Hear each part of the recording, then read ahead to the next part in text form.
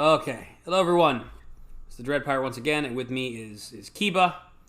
And Howdy doody doodly do. howdy doody doodly do, and we're going to talk about DC Comics and DC movies. And I was supposed to have a nice picture of the DC universe up, and I don't. Instead, I have a picture of Brink Stevens and her comic book Brink of Destruction, which has nothing to do with anything. Davis, as you know, Davis is dumb and short, and Davis is doing a thing on Facebook where he wants you to pick the 100th picture in your camera or whatever, and and that's to be the picture that he put on his Facebook, and he shows it to him, and then he picks another number.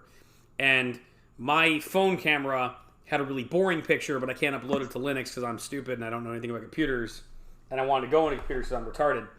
So I just used my backup drive, and here's a picture of Brink Stevens done by Boris Vallejo, jumping with a katana sword, and I'm badass and sexy, and I'm gonna kick somebody in the face, and it looks pretty cool. Looks better than what everybody else had because it's completely inappropriate for what he's trying to do. But it's not a good background for this. So I am going to find a DC Comics picture. Nick, why did you call this meeting? This meeting has been called for a very simple purpose. Okay. A very simple reason, and one that we can probably all get behind. Mm-hmm. And that is a simple fact that, DC movies are shit. Nasty crap. They're horrible, and we should not be subjugated to it. I agree. I think Marvel not only has blown them out of the water, but even if Love and Thunder is terrible, it will not be as bad as Man of Steel. Can I get an amen? Amen! Hallelujah. Hallelujah! And it definitely will not be... Oh, praise! And it will... and it definitely will not be as bad as Batman vs. Superman with shitty fucking Doomsday. Can I get a hallelujah? Hallelujah for Doomsday. Why is he clone of Zod? Yeah, it didn't make sense. Grandma's peach tea. Yeah. So here's why I called this meeting is, if anyone has ever seen old school What Culture, I don't know if you have, especially WWE What Culture. Yeah. Then you know that Adam Blampied, who is no longer on YouTube because he sexually assaulted women, did a series called I Can Do It Better. I have so many questions about the things you've just said. And so... I'm going to come back to that. And so, I would like to basically do a video stating that DC... I can do it better. I have a lovely picture which I'm going to show you with screen share. So wonderful, cool. First of all, there is the endless hallway. But what do you think? Appropriate? Very nice. Classic DC, the DC we love. Absolutely. Ho Harley Quinn at the bottom left. So I love it. Yeah, awesome, good. All right, continue. But at the end of the day, I'm gonna let you take charge here. I can do it better. Yeah, I think we all can do it better, and I don't even have many. I don't have any very concrete ideas. It's yeah, I'm just don't make a good Superman movie. Don't shit the bed. It's So here's the thing, just to format what's going on here. The first thing that needs to happen is you have to start off with a good base, right? And though I hate to admit it, because it goes against all logic and goes against every will in my body, the best base for DC is Superman. No, it's Batman. It's Batman. But that's a big ass. Of course it is. Of course it is, Kiba, because Batman can breathe in space. Batman can beat everybody, and yeah, Batman. Yeah. For anyone who acts like that, you deserve to be hung by your nutsack. Right. Also, America, I'm drinking, and I just want to show you. I'm just finished off now presenting Paso Robles, and it's very good. It's very good wine, and I'm gonna take my picture off the screen now. And I have my stupid filter from when I was, which is all black and white from when I did my D&D thing. But continue, sir. I'm not drunk. I'm not an alcoholic. Not yet. Wine. Schnickerdoodle. DC movies make me drink. That's how bad they are. Mm-hmm. First thing you got to start off with. I was drunk in Man of Steel, but I was getting drunk in Man of Steel for fun because, yay, I'm gonna watch Superman. I'm gonna have a beer, and it's gonna be fun. And then I was like, oh, beer! I'm so happy you're here. I don't know how I could have. Oh, I need this beer. Yeah, I with beer, and beer is like, it's okay, Eddie. It's all right. Keep drinking, man. Keep drinking. You should drive home now with me. It's like, no, shut up, beer. Shut up, Jack. You always say that, Jack. And then I started drunk calling all my friends because Man of Steel was so bad. Continue. See, that's the thing. Man of Steel was the worst start to any DC or any universe. Yeah, and I'll even play devil's advocate. A lot of people like that movie. A lot of people love that movie. Because of the action and whatnot. And it's like, okay, fine. I can see that. But it's still a shitty base for the DC Universe movies, especially for a Superman film, because you shouldn't have Superman acting like that. You shouldn't. You could, and that's the thing. You could have Superman punching people. You can have Superman doing crazy action, but he needs to be Superman. He needs to be the spirit of justice and heroics, and he needs to be saving. You can have him punching the crap out of the bad guy, but you got to show him saving people. Because that's it's like if it's kind of like if Captain America said "Hail Hydra" and meant it. Yeah. Instead of trying to trick people he knows are Hydra agents, so he can get the Infinity Gems and stop Thanos, which was brilliantly done and a great, and what I would say a fantastic subversion of the Hail Hydra from the comics, which we all know was shit. So, yeah, exactly.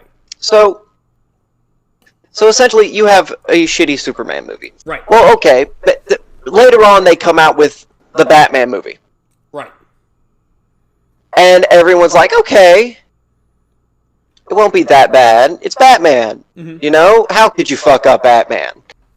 Pretty fucking easily, apparently. Yeah. It wasn't good. And you guys want to talk about how the fucking, Dark Knight series is, their Batman is shit. Fine. His voice was laughable. But at least you got a decent Scarecrow, but Kiba, a pretty good Bane, and an amazing Joker. I love his ridiculous over-the-top voice. It's very silly. I do too. It's very silly. It sounds like he smoked 1,000 cigarettes. It's very silly, but it was very silly, but it was fine. It was not intimidating whatsoever. I thought it was better than Ben's Do You Bleed? Bullshit. Okay, look, alright, Zach, listen, it was great when you said a god would bleed in 300. That was fine. I was down for that. Enough with the bleeding. Get a different metaphor. But that's the thing. How do you fuck up Batman? It's Batman. Mm-hmm. There's a formula here. Right. But no, they fucked up Batman. Okay. How can we save it? How can we save the sinking ship? They were on the right foot with Wonder Woman. Right. The problem is that Wonder Woman came out after the thing that put the nail in the coffin. Mm-hmm. Which was Batman versus Superman. Right. And also she was awkwardly in Batman versus Superman, which was like, hi, have you been helped, ma'am? What are you doing here? I'm Wonder Woman. And it's like, why are you here? I don't know. And it's like, oh okay. Exactly. Did you see the scene with the Jolly Rancher? That didn't make any sense to me either. It was just like, how about the Grandma's Peachy? That was really weird. It was just like, yeah, I'm just like, I'm Gal Gadot, and Malmoto doesn't like me because I'm Israeli, and I made comments that were pro-Israel, which is like, there's some dirt on Malmoto, guys, if you want it, So, Bernie Bros out there, go hang out with Malmoto. He'll have a great conversation with you. But Malmoto, my dear annoying friend, is very nuts. But enough about that. That's a huge tangent. And but here's the big thing. Yeah. But the point is you tried giving everyone what they've been asking for years. Right. Batman versus Superman. Live action. Right. And what did you do? Poop. You fucked it up. Yeah. It was, it's so weird because the argument I've always made, it's just so bizarre. It's like they so desperately wanted the success of Marvel. They so desperately wanted a cinematic universe. They wanted to do everything that Marvel was doing, but they just absolutely refused to really follow Marvel's model. And I hear all sorts of excuses. Well, yeah, we don't want to do it Marvel's way. It'd be too obvious. So we're going to... But you're still doing it, so just fucking do it. And it's like, it's a logical fallacy right off the bat. It's like, why even bother? If you're trying to copy Marvel, but you don't want to be caught copying Marvel, then maybe you shouldn't copy Marvel. Maybe you should do your own thing that works. But if you're gonna copy Marvel, just copy Marvel all the way. Start with a Superman movie that's good, make it good, and keep going. Do 3 of them, and then build up to a Justice League movie. Do 3 Batman movies, build it up till a Justice League. 3 Wonder Womans. Just take a look at every single thing Kevin Feige's done and copy it completely and totally. And in terms of comics, they do this all the time. DC and Marvel rip each other off, at least back when they were both making good content. We're ripping each other off all the fucking time. Marvel would do something, then DC would do it. The DC would do something, and Marvel would do it. And it was fun. It was beautiful. It was beautiful competition. And at the end of the day, they were always trying to outdo each other. But at the end of the day, everybody who's a comic book fan read both. Whether they're a Marvel person or a DC person, they would check on what Marvel's up to, or they would check on what the other team was up to. And most people enjoyed both of them. Most people that love Superman also love the X-Men.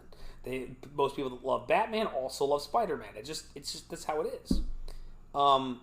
And so them copying Marvel would not be a bet. Okay, you lose some kind of bro match, some kind of competition with some nameless dickhead. Who cares? You'll make money.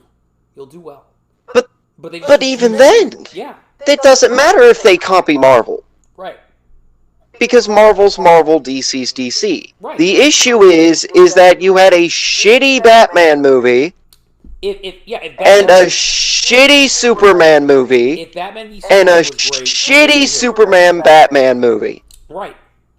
Oh, we're talking about Dark Knight Rises too, are we?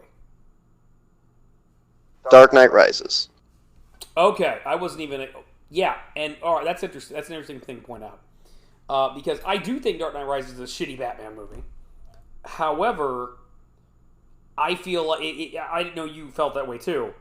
However, like that said, I will posit that our opinion is kind of the minority on that. I think a fair amount of people... I think the Dark Knight series is great, including Dark Knight Rises. Okay, and a lot of people think... I think it's a pretty good film. Okay. But, at the same token, right. I do not think it's as good of a film as, say, The Dark Knight. I think it's probably... I really don't like Dark Knight Rises. I really, violently don't like that film. But I get that other people like it. And it's like... I feel like you could break that movie down on why it's stupid, until Kingdom Come. But overall, that trilogy is a solid trilogy. Even if that entry is pretty weak, you've got a strong opening. You've got probably one of the best, not even just comic book movies, but just movies in the world as for your middle act. And then you've got an falling action, but a lot of people really dig that. Really dig that entry. See, here's the thing. I thought they had a shitty beginning. Yeah, right. I don't like Batman Begins. Okay. But the thing is that I thought it was still a decent movie. I'm not the fan of it, but I can understand. it feels like almost like a placeholder movie. It's like the purpose of that movie is we're doing a Batman movie. We're to ground it in reality.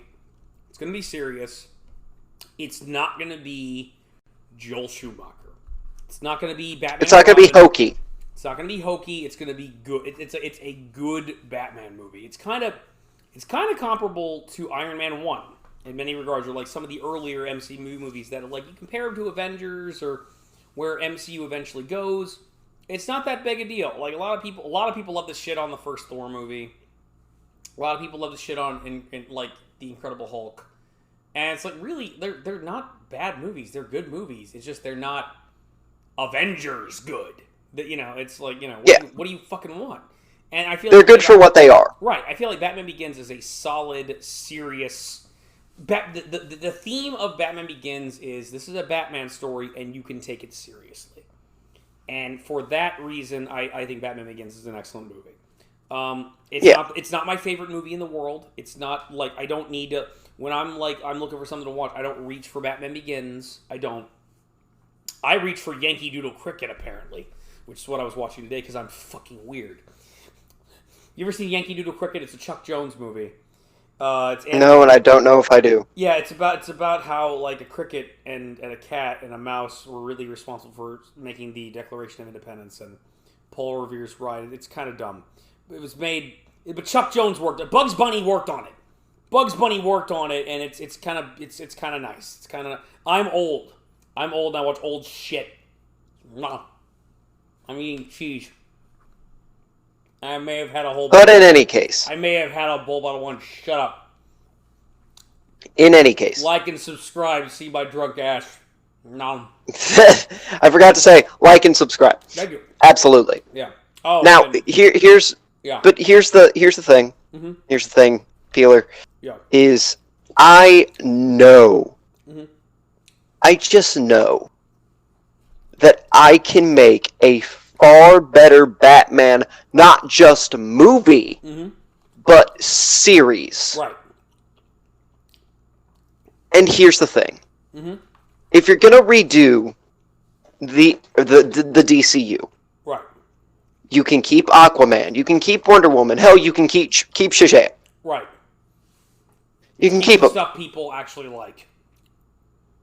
Get rid of Iron or Man of Steel. Get rid of the Batman versus Superman.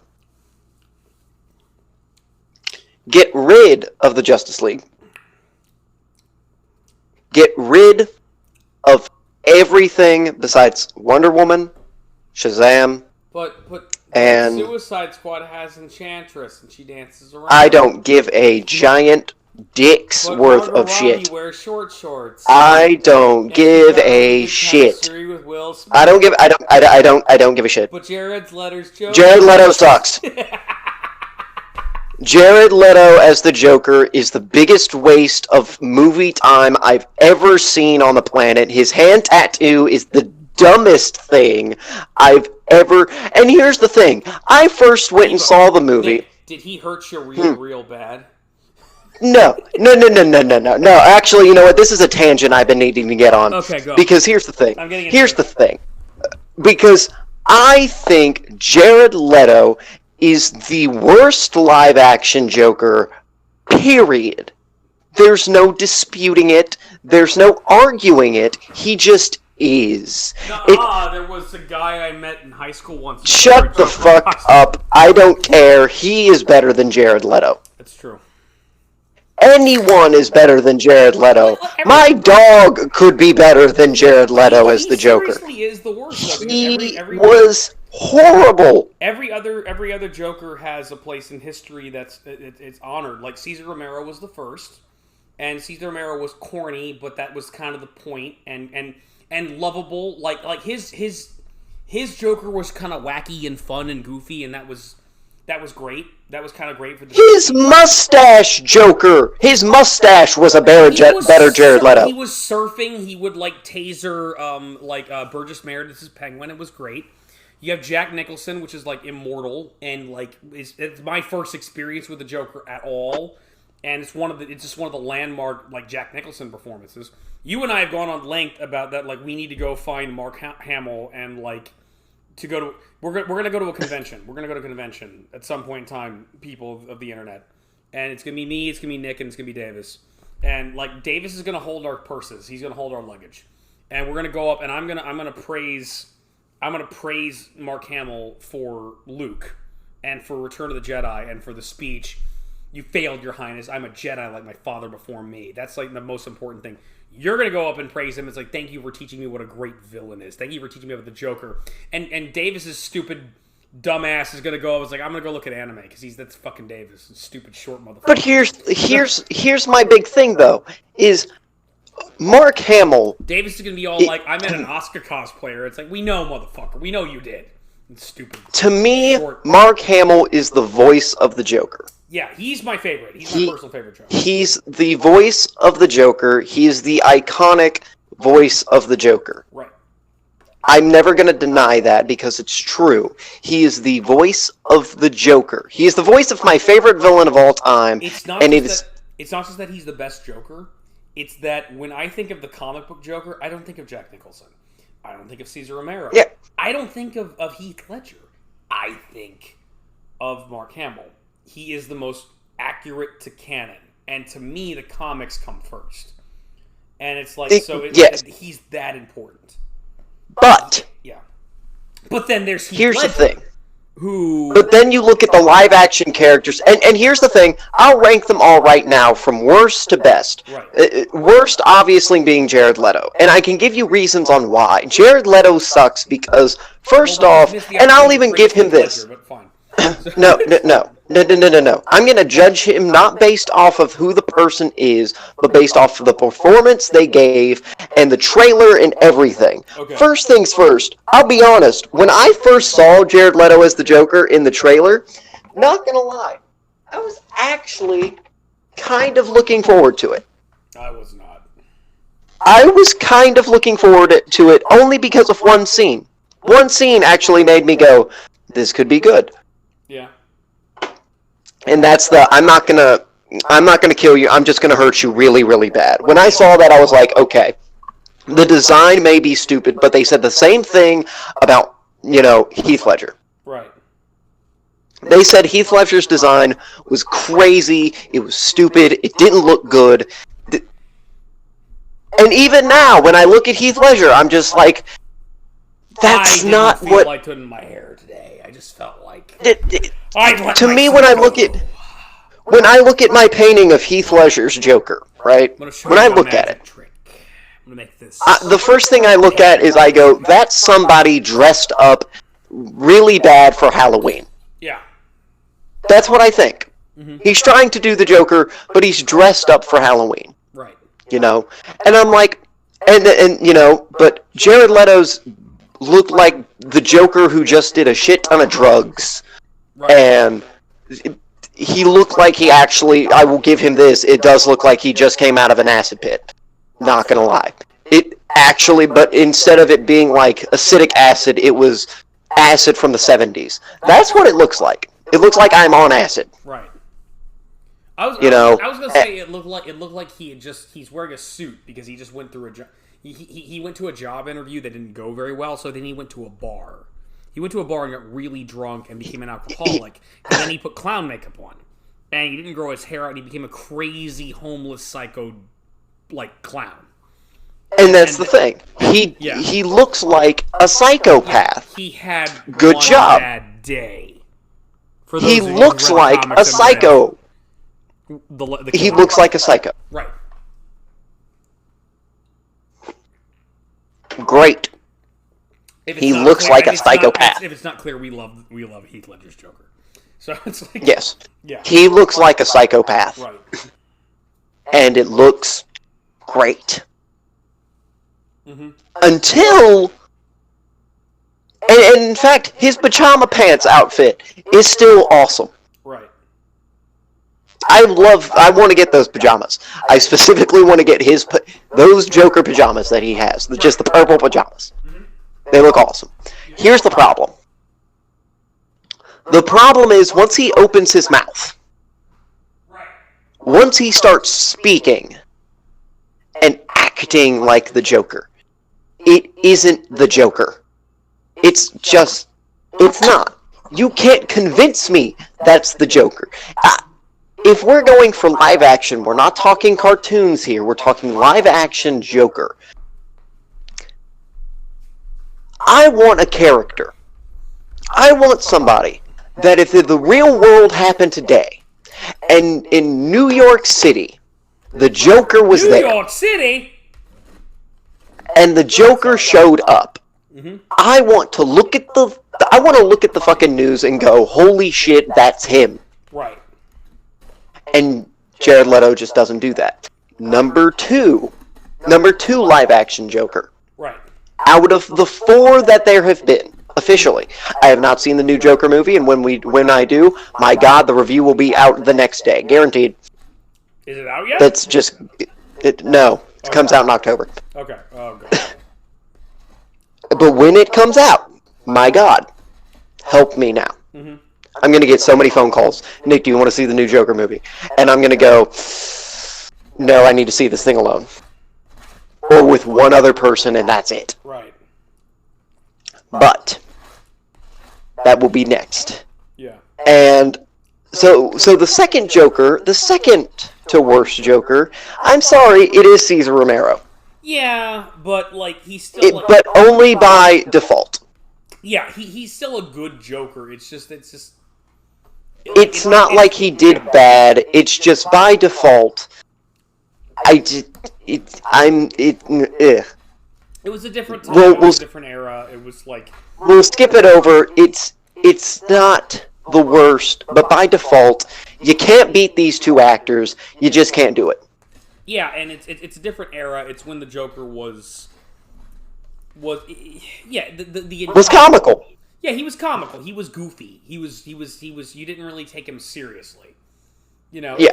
Now, in the context of the universe, he was dangerous, but it was like he was like.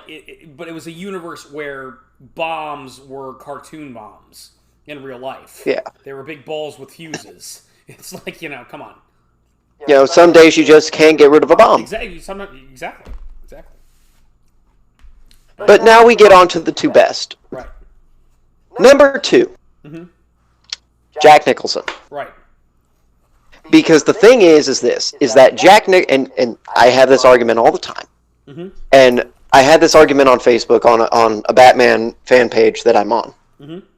And the only time I comment on it is like when they bring up the Joker. And the first thing they say is, who is better, Jack Nicholson or Heath Ledger? And people saying Jack Nicholson. And I'm like, okay, let's get this out the way.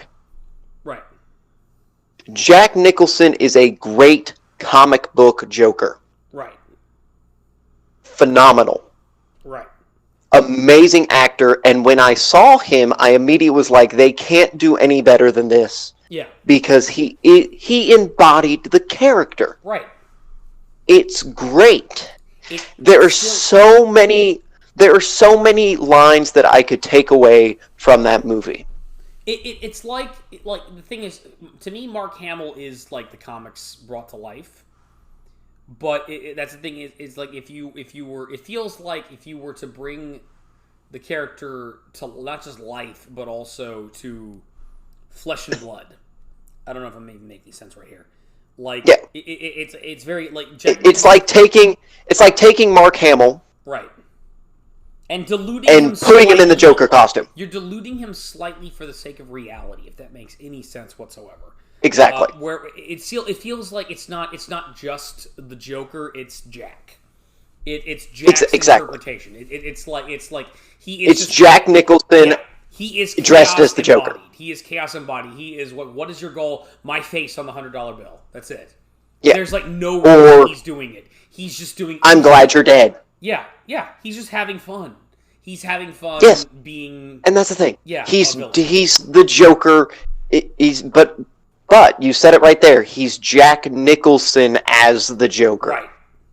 And so Jack and we could, whereas like I feel like what Heath was doing. What Heath was taking the spirit of the character from the comics and then taking it to an extreme. No. Yeah. No. What Heath Ledger did was he took a iconic character. Right. Here's the difference between Jack Nicholson and Heath Ledger. Okay. And this is exactly what I said, and I've actually changed people's opinions on Heath Ledger versus Jack Nicholson, and why they choose Heath now is Jack Nicholson took an iconic character and played him well. Right. Heath Ledger took an iconic character and made it iconic again. Yeah, I agree. And kind of made his own. He took a character. Think of this, for instance. Mm-hmm. There is only one Oscar given to any comic book movie, and it's to Heath Ledger. Right. There's only one Oscar, one, out of the many years they've done the Oscars, and out of the hundreds of Oscars being given out, almost 1,000, maybe even 1,000 or more, that have been given out, and to all the celebrities who have worked hard to make these movies and make their acts one of a kind, there's only one given to one man and one character out of any comic book movie, and it's Heath Ledger. Jack Nicholson didn't even get nominated. Right. Now you tell me, you try to change my mind in saying that's the first point, that Heath took a character and not only made it iconic again in a time period where we didn't give a shit about comic books. Right. And he made it. Heath Ledger's, again, Heath didn't look like the Joker. He didn't look like it was going to be a good Joker. Right. It didn't look good. But from the moment you started that film to the moment it ended, it was absolute gold. I go back and watch The Dark Knight, not because I want to see fucking Ben Affleck in a fucking suit. Ben Affleck's not in The Dark Knight. I don't give a shit. I don't give a fuck who else was in this movie. I'm not the only person who's been drinking for this podcast. I don't give a fuck who was in this movie besides Heath Ledger. Because that's the point. I don't go back and watch the Batman scenes. I don't go back and watch the Gordon scenes. You're a real professional. You're a real nice guy. Thank you. You and your fucking lights. I don't go and watch that movie for anyone else. I skip through half the movie and go scene by scene just to watch Heath Ledger. Because from the moment it starts to the moment it ends, Heath Ledger is who you look at. Every scene is just great. So you're saying you don't really care, you don't care about the final conflict with Two-Face. It's like you're already... You're good. Again, the final conflict with Two-Face is fine. Yeah. It's fine. It's good. You know, it's not... again, the movie's great. When I first saw it, I couldn't stop watching it. Right. It's phenomenal. Right. A fantastic movie. But at the end of the day,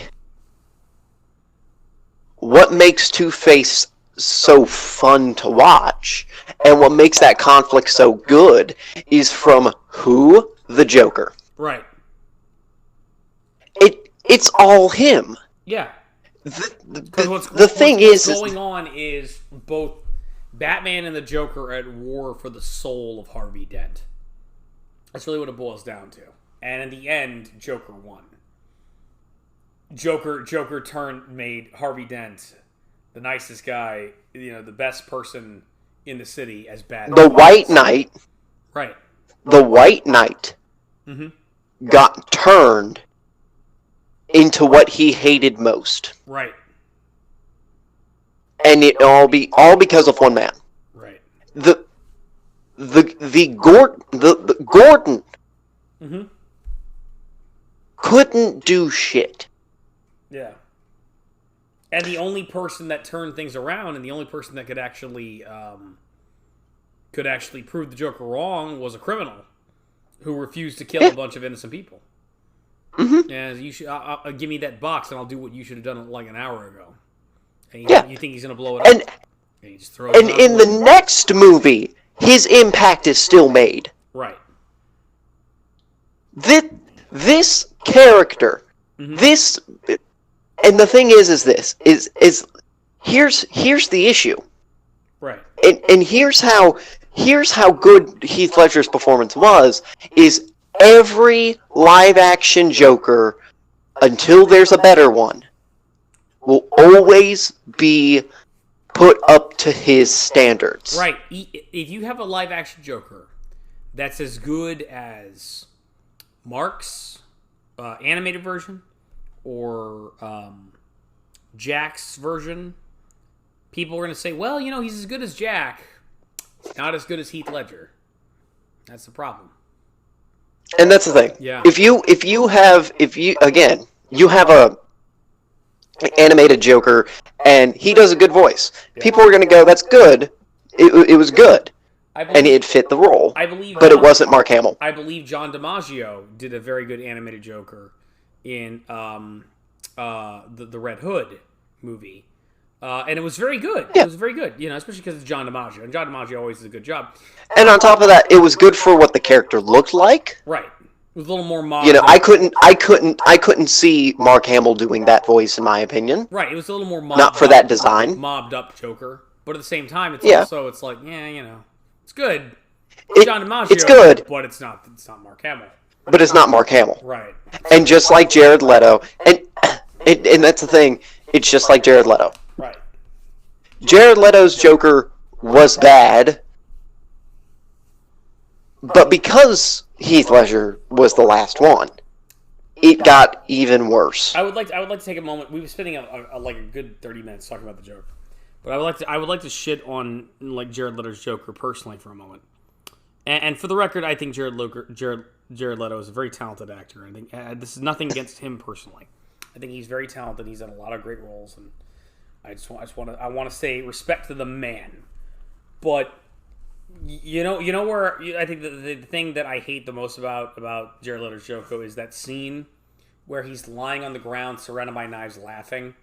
And it just bothers me that it's like, okay, I get what they're trying to do, but you have the situation where it's like, okay, the Joker is lying on the ground surrounded by knives that are intricately and perfectly and almost anal retentively perfectly lined and spaced around each other, just so we can make this cool shot where he's lying around a bunch of knives and laughing up at the screen. And it's like, okay, the real Joker, even this real Joker, if this version of the Joker, which is not a very good version of the Joker, if this guy were real, he would never do that. He would never be that meticulous. That's very clearly a scene designed for a trailer, for a shot. It's like, look how meticulously all these knives are lined around, and look at him wackily laughing up at the screen for it. An actual character like the Joker, an actual psychopath, an actual supervillain, would not be that organized. He would not waste all of his time lining up the knives just perfectly, just so he could sit in the center of it and laugh. The knives would be all over the place. They would be scattered. They would be random. Psychosis is not ordered by its very nature, unless and even then, even if it is ordered, it was it's just what is he? It would take a lot of his menace out if his psychosis were to be if it turned out the Joker's specific insanity, was obsessive compulsive disorder. That just. Nothing against people that have obsessive compulsive disorder, but I'm not threatened. I'm not threatened by obsessive compulsive disorder, because I know all I need to do to beat the Joker is I need to spray something dirty on something that he likes, because he'll stop it clean. I mean, I don't know if you've ever seen Nick. I don't know if you've seen the first Leprechaun movie, but the first Leprechaun movie, they find out that they can defeat Warwick Davis's Leprechaun by throwing shoes at him. Because then he has to shine the shoes. He has to stop killing them. He has to stop what he's doing to shine shoes. And that's hilarious. And the movie gets away with it because it's Leprechaun. And you don't take it seriously automatically because it's fucking Leprechaun. But still,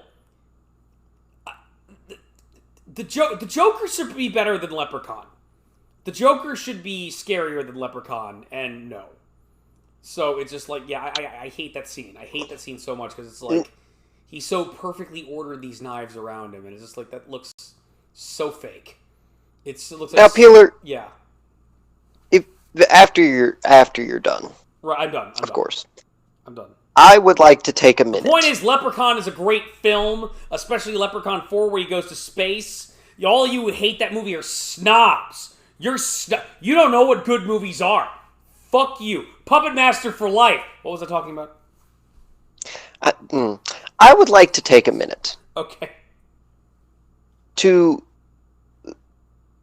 How do I put this in a nice way? To basically shit on Jared Leto's Joker and let everybody understand the pain and agony this caused me while in the theater. Assume the position. Begin shitting. I paid money to see this movie. Yes. I paid actual dollar bills to see this film. I walked out of that theater so disappointed. Yeah. That I honestly... I forgot what film I just saw. I was so upset. I didn't remember anything. I had help because I had booze, and the message of tonight's episode is drinking is good for you. Drinking is good for you.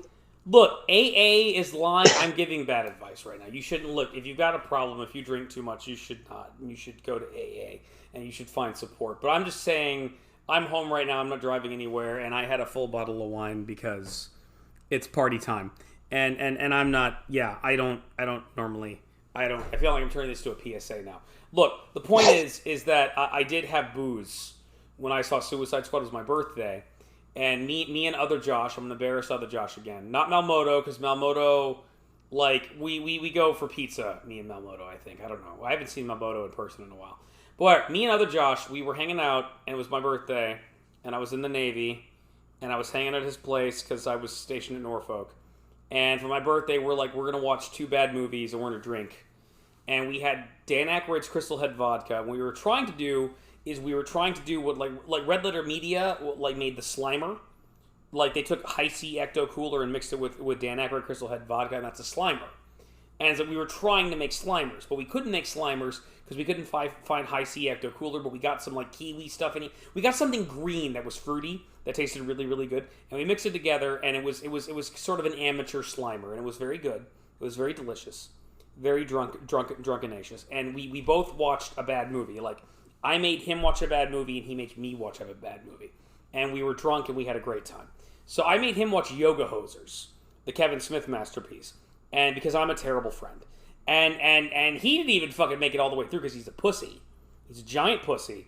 And he got all the way to the last 10 minutes and then just gave up. And after the fight with the Bratzies, which is great because it's all about Nazi sausages and nepotism. And it's a wonderful movie. It's a beautiful film. And nobody appreciates it. And then he made me watch Suicide Squad. And I didn't enjoy it. I thought it was a bad movie, but I was drunk, so I was okay. I was okay with it. And there were 1 or 2 moments I enjoyed. But overall, no, it was a bad movie. Like all the things that are stupid are still stupid. Like Jared Leto sucked. Again, no offense to the man, but just his Joker sucked. No, all offense to the man. No. All offense. Okay, all offense in the. I hope. No. You know what? I hope Jared Leto sees this. Jared Leto. Because I hope he stumbles upon this video and watches this part of me making him feel like the smallest human being on the planet. Peeler, with all due respect. What? Okay. With all due respect. I need to get I've been holding this in since this film came out. Okay. Jared Leto pissed me off as the Joker. For a couple and I saw the whatever when the film came out on DVD and they released that extra footage, right. And it was like 3 extra Joker scenes. Oh, big hoo, ba-doo, ba-doo. I didn't give a shit. Right. I saw that whole thing. And the fact... Jared Leto, what we're trying to say is, as Eddie, I'm saying, I think you're a very talented actor. I think you're a good person. And I think your method, and I appreciate method. Even though you're kind of wacky when you do your method, I think you're really badass and about that. And it's like, I just want to say, as a man, I think you're a great guy, and I love you, and I think you're great. I think you're shit. What we're trying to say is Nick thinks you're shit, and you know what? Even though I love you as a man, I said that right now, I'm going to say this, go fuck yourself. Go fuck yourself. This character was shit. Shit. So the first thing you do for a DCU... Mr. Leto, I've had an entire bottle of wine. I may not know what I'm talking about right now. Again, I love you, but go fuck yourself. Does that make sense? Also, I wasn't the first thing you do. Well, also, I wasn't really feeling you in Blade Runner 2049, but I wasn't really feeling Blade Runner 2049. I don't think you did anything bad. I think you did fine in Blade. You did good. I want to pat you on the back for Blade Runner 2049. I just didn't think the movie was that good. The first thing you do. The very first thing you do to fix the DCU. That's not you. Jared, I think you're great. I love you. Go suck a dick. Go ahead. The first thing you do when making a new DCU film is don't ever make Jared Leto the Joker. Passive-aggressive reviews. Never make Jared Leto the Joker because his Joker was ass. It honestly made me want to dip myself in chemicals. You know what I think he'd be a really good villain as in like the DC universe? All seriousness, Dr. Psycho, Psycho Man, like the little midget with the psycho powers is all perverted. I think he'd be really good as Psycho Man. You know what I would think he would be good at? What's that? Staying away from the DCU. Okay. No second chances? I think no. After that, no. Dr. Light, maybe? No, he doesn't get anything. Okay. He gets a big black dildo up his ass. That's what he gets for making that. No, he doesn't deserve it. Okay. Look. So Jared, I'm not in charge here. Nick's in charge. So now that since we got that out of the way. All right. First rule of making a DCU film with Batman is do not cast Jared Leto as the Joker. If you can, bring Heath Ledger back from the dead and make him the Joker. So we need the Necronomicon, is what you're saying? Yes. Necronomicon likes more to the Book of the Dead, but what if we unleash the Deadites? What then? We need Heath back. How about a pet cemetery? Can we use a pet cemetery? No. You're preferring a Phoenix Down. You think a Phoenix Down should be... Yes. That's the best option.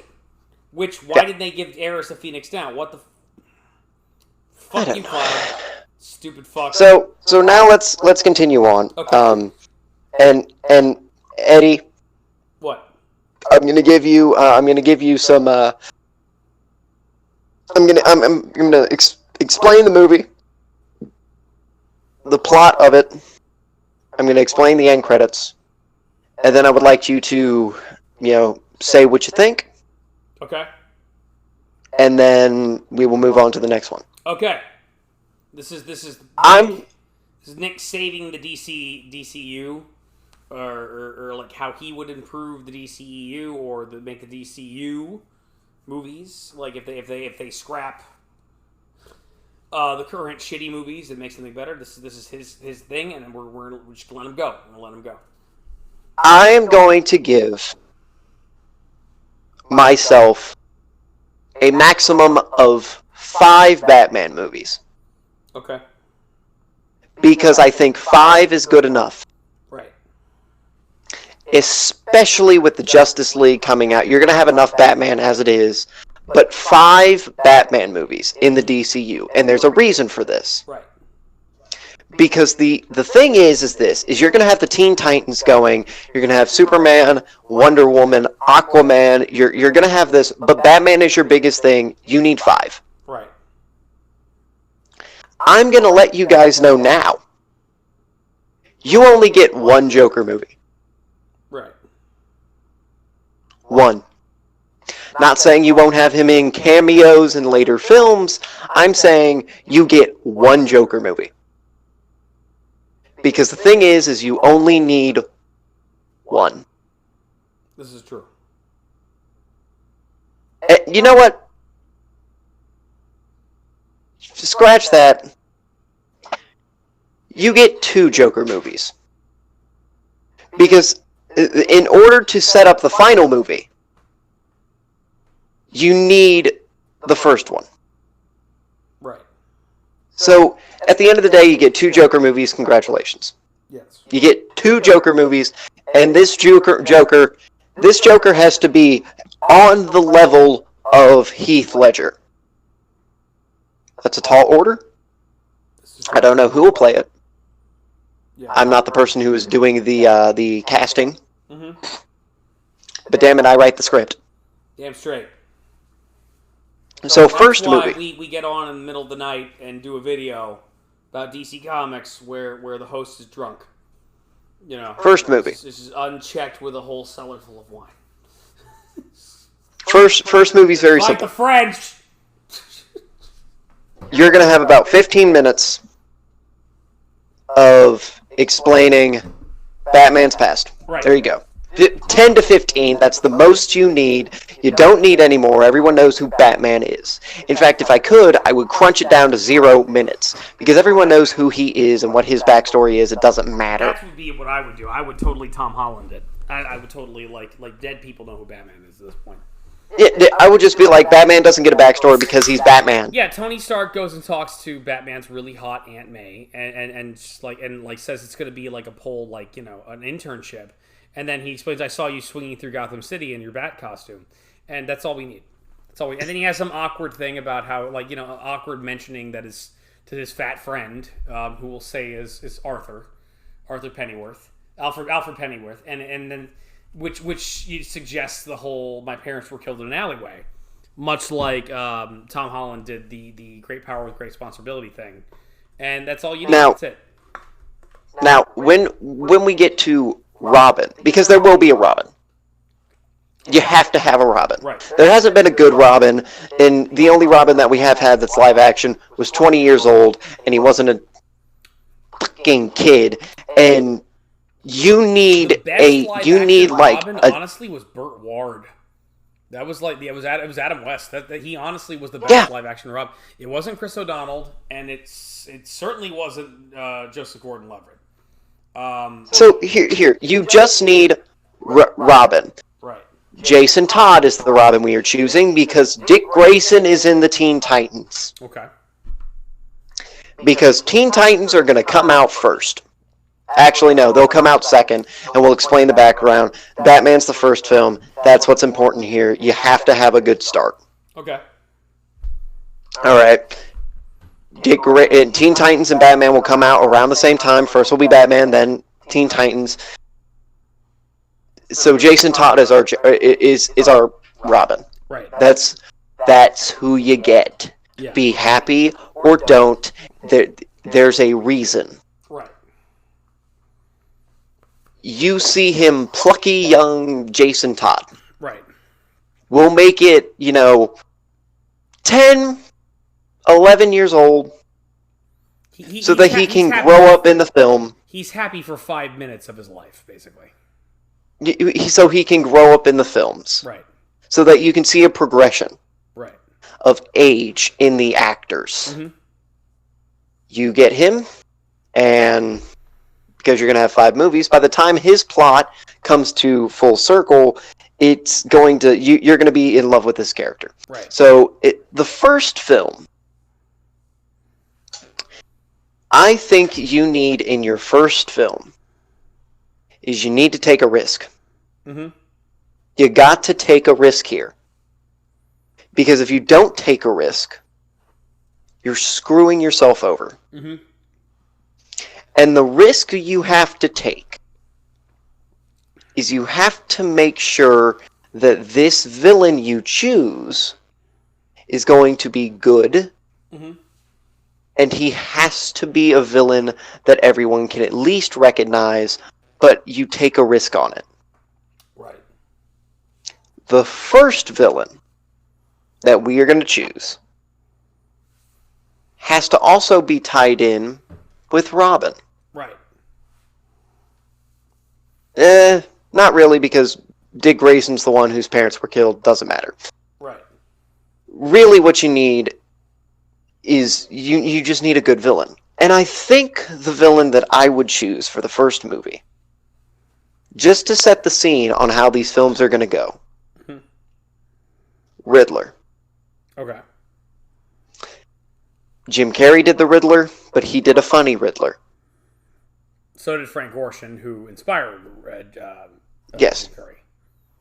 I need a serious Riddler. Right. A Riddler that... If you are so smart, why aren't you Rich Riddler from the animated series? I need a Riddler that actually causes an issue. Yeah, that is cunning and is a mastermind and is a genius, and that's how he threatens Batman. Exactly. I'm smarter than you, and I'm prepared. I can challenge you, detective. Mm-hmm. Yeah. But he needs a good goon. Mm-hmm. He needs a good goon, and he needs a good partner. Right. And what good goon and good partner would there be for the Riddler? Well, we saw how Two-Face went. Right. It wasn't good. It was not good at all. That was because Tommy Lee Jones was playing the Joker.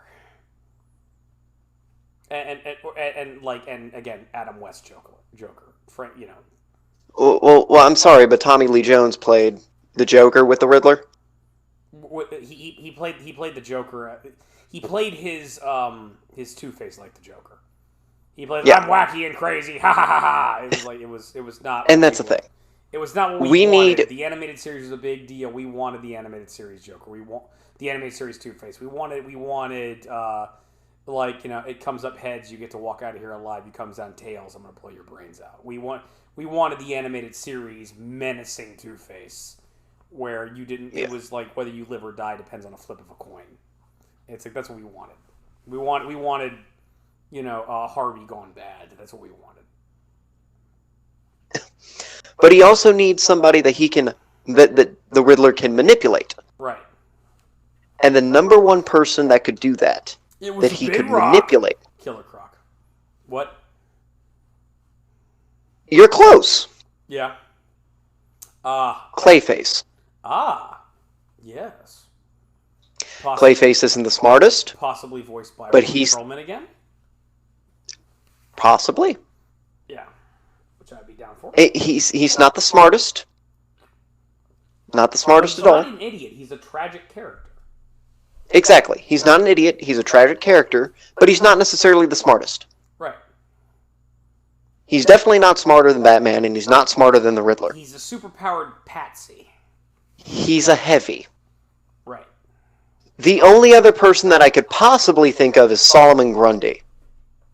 Solomon Grundy is very, very much a heavy patsy. And I think Solomon Grundy would be cool. Yes. But I think it would be very interesting. And Dr. Fate has to get involved, and that may be a little too soon. And in my opinion, Solomon Grundy can go to the Superman line. Right. And he can be that. Right. He can be the heavy for Lex Luger for a little while. Yeah, you're like Grundy's is kind of larger DC universe type character. It kind of says like this is a big crazy universe with big crazy stuff in it. Like I would bring up like I don't know what I maybe the Omega Men. I would probably if I were to do an Omega Men movie in the DC universe movies, which is what I would do because I love the Omega Men. Like Adam Strange and the Omega Men. Adam Strange and the Omega Men is definitely a movie I would make. That would make that their Guardians of the Galaxy. I would throw like Grundy in there. Or something like some movie where it's like the character is only known by comic book fans, and it's like a risk for the studio to even make a movie about them, but then it winds up becoming a huge success because we do a good job with it, much like they did with Guardians of the Galaxy and Ant-Man. That's how I would put Grundy in that movie, and and do him really well so people fucking fall in love with Grundy, as like a villain. But Grundy can be, different movie. This is going to be Clayface and the Riddler, and Clayface and the Riddler, I think, would make a good pair. Right. They would make a good challenge, especially for young Robin. Yeah. And it would show how much Batman wants to protect young Robin. Right. Which gives young Robin a little bit of an edge, a little bit of a grudge. He's not as he wants to get in the mix of things and be on side with Batman, but Batman is trying to protect him because of what happened with Dick Grayson, which we can get into in a later film. Which frankly So its own movie. Like it should be. And you know, and in all honesty, if we're talking about, like, we were criticizing Phase 4 for, like, Black Widow and Eternals, like, for being prequels and not having forward momentum. But it's like, in all honesty, we could probably do the Dick Grayson movie as a prequel type thing. It's like, why isn't Dick Grayson... Yeah, of course. Why isn't Dick Grayson still with Batman? And what happened? I would make an entire movie based off of the episode of the animated series where Dick Grayson leaves him. Which you can do, but we're talking Batman. Right, and that movie would basically be that one episode where a lot of things were going on. Not only were the villains all kind of ambushing, like the Joker, and a bunch of the villains were ambushing Batman and Dick at the same time, but also Dick was getting fed up with Batman's brutal way of doing things and his kind of lack of humanity, but all at the same time, he had just broken up with Barbara, and Batman had just hooked up with Barbara, and he knew it, and it was a whole thing, and it was like, and it eventually comes down to, in the midst of the fight with the villains on the rooftop, it just turns into Batman versus Robin. And by the way, right, yeah. By the way, there's the end credits to this movie. Right. Very important. Is laughter. Right. And Dr. Quinzel talking to the Joker. Okay. An interview with the Joker. Yeah. And I want it to be about 3 minutes, 4 minutes. And you can see that Dr. Quinzel is actually being persuaded somewhat by the Joker. Right. And we can get into that arc later. Right. You know. But the Joker, you never see his face. Later instead of just putting her in a movie without the Joker. Yes. You never see... idea, DC. By the way, you never see the Joker's face. Right. You never see his face. And the importance of never seeing his face is the fact that you now get to imagine what he will look like. Right. You get to think what he could be, what he could look like. Let's take another cue from Marvel. Remember Thanos? Remember how we first were introduced to him? Humans, they are unruly. To fight them is to court death. And he's just there in the background, and he turns to the side and smiles. And that's all we get. That's all we get until Guardians of the Galaxy. And it's just like, and it's like, oh shit, Thanos. And like, for those who know the comics, it gets us jazzed, and we know what's coming. And even the people that don't know, they hear from us comic book fans, they're going, oh, Thanos is a big deal. Thanos is a big deal. And they're wondering what the fuck's the deal with Thanos. They're watching explain videos on YouTube because that's the thing people do. It's annoying. But and here's the thing, all of these movies, except for the last one, and maybe one in between, are going to be rated M for mature. Yeah. And then the Joker movies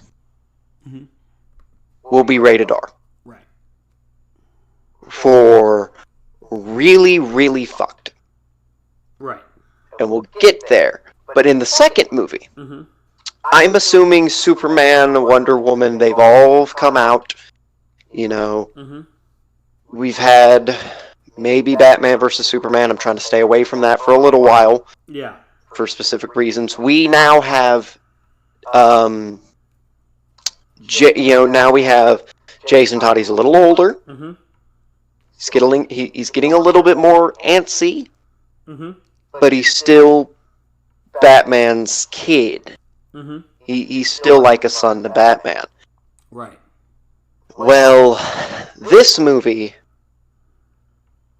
we need a character that, again, is we need one character that people know, Mm-hmm. and then we need one character that people kind of don't really know that hasn't been in the Batman movies before. Right. And of course, in this film, Mm-hmm. I think we can kind of, go along with that a little bit as well. And I think our first choice Mm-hmm. for a main villain, I would love to see another Penguin. Yeah. Because I think that would be cool. I think a gritty Penguin is great. Mm-hmm. I think a Penguin who is well done, or a Penguin that's actually well done, is wonderful. Yeah. And I like the idea of that. I am a huge fan of the Danny DeVito Penguin from Batman Returns and the animated series Penguin. And for that matter, Burgess Meredith Penguin. So I think it'd be good. the Penguin is a character I don't think about all that often, but whenever I do, it's always... He's not a character you think about often. But when I ever think about him, I'm always happy to have the Penguin involved. And it's just like, yeah, it takes you a minute. It's not like... Well, for me, it's always X-Men. For me, it's like Juggernaut, Sabretooth, Apocalypse, and Magneto. But it's like, which I mean, for a Batman movie, it's like, all right, you're going to fight Apocalypse. And it's like, and I just feel like Batman would just look at the screens like, really, motherfucker? Really? Yeah, it was Apocalypse. It was like, it's not Marvel, it's not DC. It's like, well, here, I don't think of the Penguin immediately, but when I do think of the Penguin is weird and eccentric and kind of interesting and tragic, and it's always weird, and I always love it. And actually, the Penguin's sidekick in this movie, I would deem him, and you're going to think this is a weird choice, because of the Teen Titans, but Deathstroke. Interesting. And the reason being is because Deathstroke is not going to be beaten, because in the first Teen Titans movie, I don't need Deathstroke there. Right. I don't need Slade.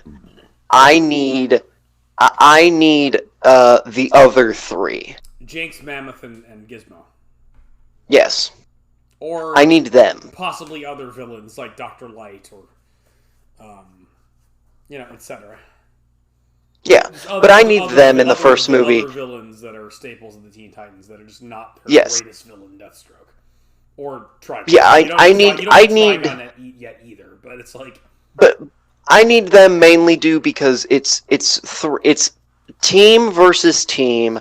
I think it'd be a great setup, and those characters are iconic from the cartoon, and I think it'd be great. Yeah, like have them being like. I would probably, for a movie, it wouldn't just be them, it would be the entire Hive Academy. But at the forefront, it would be the Hive graduates. It would Gizmo, Jinx, and Mammoth would be really good. Right. Especially like but again, we're talking. You could show them like beating the Titans initially, and it's like they're wondering if they're not ready for this, if they're not like really capable of doing it, and then they pull together as a team and a family, and they actually overcome. And their first fight can be them. That's who we can deal with. Deathstroke is, again, the heavy for the Penguin. Right. He's there to do a job. And again, the Penguin pays him. He's a genius. But he's a mercenary, and he's actually a really good partner for the movie. Yeah, and he's there to do a job. Right. He doesn't care. All he's getting is paid. Right. And so he's there to do that job, and what is to beat Batman and maybe capture Robin. Right. That's the job. Right. You go through the movie, I would like Deathstroke to live, not be captured. He actually betrays Penguin, because, he's just like, I'd rather save my own skin than save a fat man. And by the way, I don't want Penguin to have those messed up hands. I kind of want to have the messed up hands. It's up for debate. Really, it doesn't really matter. Right. Personally, I don't want him with messed up hands because that's not how he was in the comics. Right. But if that's what we need, that's what we need. Whatever. I just want Deathstroke to be like, screw you, you fat fuck. Your money's not worth it. I'm not going to kill myself for a job. Right. You know, he's smart. He's not stupid. And he hints, besides, I have other things to deal with that are more important. Getting under Batman's skin a little bit with the Dick Grayson. Yes. Now, obviously, Penguin's defeated, goes to Arkham. Mm-hmm. Realize we're getting... Now, that's 3 villains in Arkham, including the Joker, and about to be Harley Quinn. Speaking of them, end credit shows up. Harley Quinn actually... we're on the second movie. She now is starting to fall for the Joker. And she tells him, I'm going to get you out. Yes. And he goes, good, but first thing you need is you need to get some money. You need to get you need to get a place. You need establishment. Yeah. And Harley Quinn is born. Mm-hmm. Understand, that may be only 10-15 minutes at the most of scene. But it's just them. And it's an end credits, and now you're about to get a whole movie with Harley Quinn. Not only are you about to get a whole movie with Harley Quinn, but now you have the third Batman movie come out. It's now teenage Jason Todd. Right? And Harley Quinn's not going to be like the main villain. I'm not saying that. She's nowhere near main villain title at the moment. She's mainly there to be a nuisance. But you do have 2 leads as your villains. And we talked about this earlier. Peter, are you still there?